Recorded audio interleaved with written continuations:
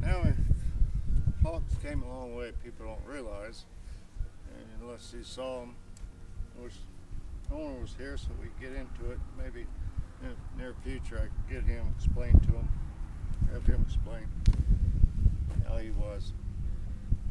Before I start, you're going to see me handle a lot of horses, and them horses and that's not even touching on the basis of all the horses I handle in the process of a heck of a month or so, sometimes just a week. And, been going around doing my clinics and making a living here, horse training. And I'd rather be doing clinics so I can help more people out and empower them. And that's, a good horse trainer use empowerment. Before I get in a hawk and picking up his feet, I would like to say these words because it's important. And we empower ourselves and our attitude and everything towards the way we go with these horses. It means a lot. And, big thing now is like the book The Secret, about giving power to yourself and envision what you want. And that's what I do. And you'll see me working a horse that's just completely going bonkers. And if you watch my demeanor, I'm acting like nothing's happening. That's the way I try to perceive it. I don't visualize what is going on at that moment.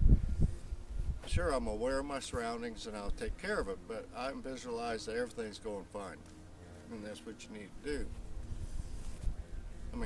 And so it's very important. You go to these horses timid, just like life. You go to life timid and depend on everybody else control you, you're not going to get nothing done.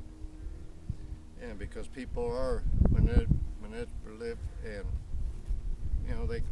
it seems like they all got their own agendas. And, it's like horses.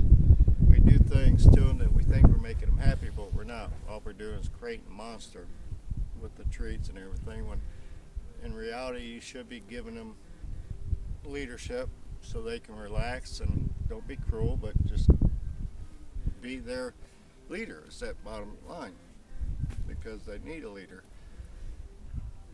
And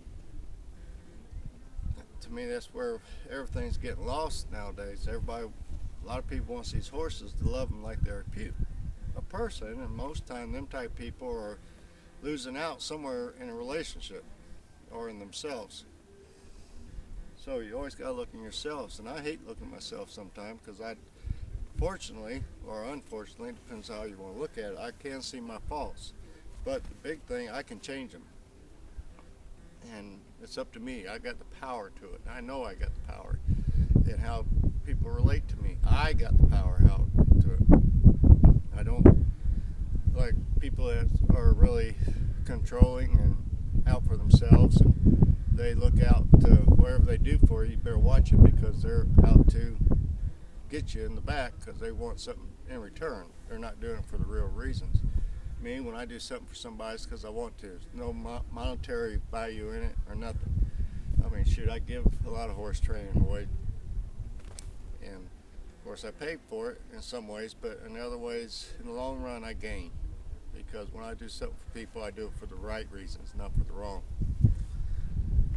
And I hate being preaching, but words needs to be said. We need to talk. We need to share, and because that's how life gets better. If we keep it all bottled up, it doesn't get better. It gets worse. And then another tidbit, the last couple of videos I put on, one was a long hoof horse that came uncorked on me. And in that video, that was pretty much real time. I did edit a couple minutes out because YouTube only gives me 10 minutes. And that's why I got to put all these in parts. And I'm really sorry for that, but that's the way I got to do it. And I'd love to be able to give you a half hour straight or an hour.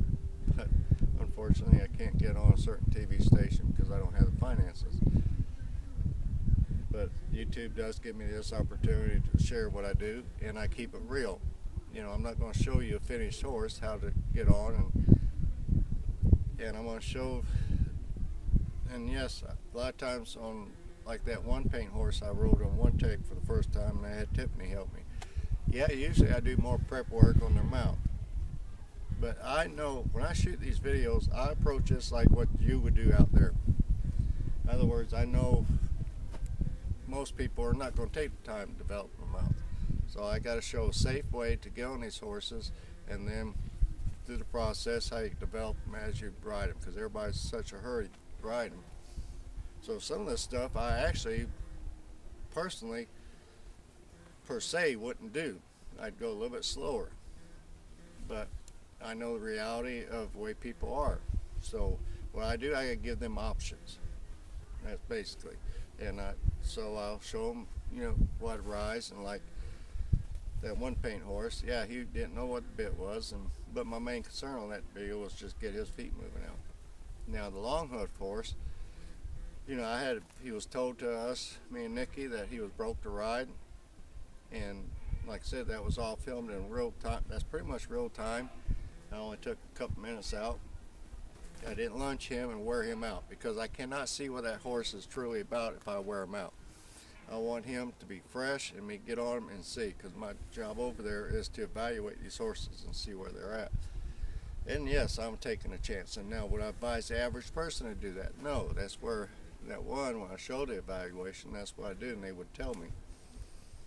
But in that scenario, he needs, like typical, he needs to learn how to give the bit, and needs to get under saddle and more, and everything else, more time on him.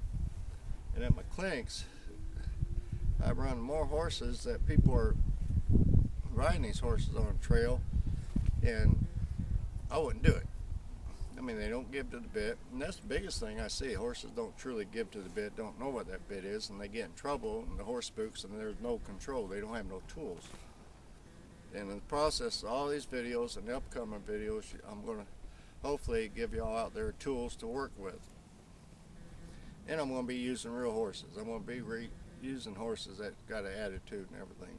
I'm not going to use finished horses that are well bred and just naturally give. Some horses do. They naturally give, and it's a piece of cake. I'm not like that. I show the real thing. So with that, all that preaching done inside, we're going to get into Mr. Hawk here. And like I said, I wish the owner was here to explain how violent this horse is. He came a long way, and he's a slow progress, I'm telling you.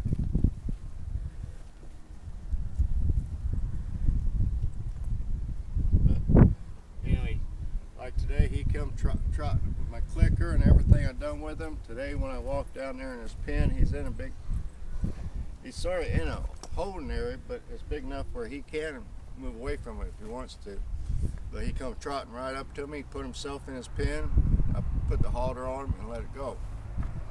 So now we're going to start picking up his feet.